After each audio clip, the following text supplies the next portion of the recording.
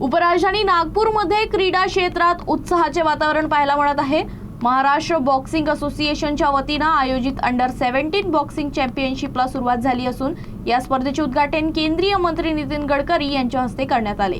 देशभरातील 29 राज्य आणि केंद्रशासित प्रदेशातील खेळाडू या स्पर्धेत सहभागी झाले आहेत।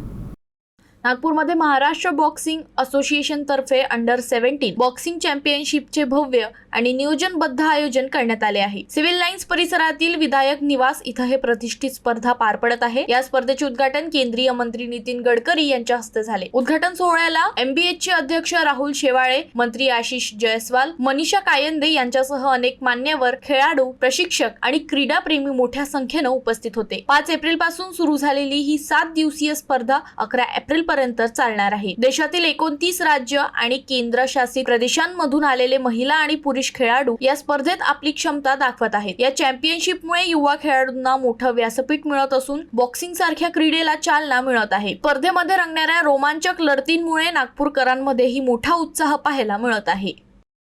पिछले 9 साल से खासदार क्रीडा महोत्सव हमारे यहाँ होता है।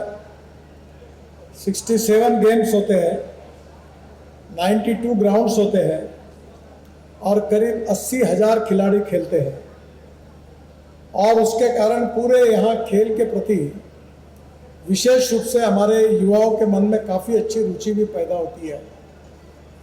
हमारे खेल जो होते हैं वो एक स्पोर्ट्समैन स्पिरिट निर्माण करती है और जिसके कारण हमारा व्यक्तित्व भी अच्छा बनता है।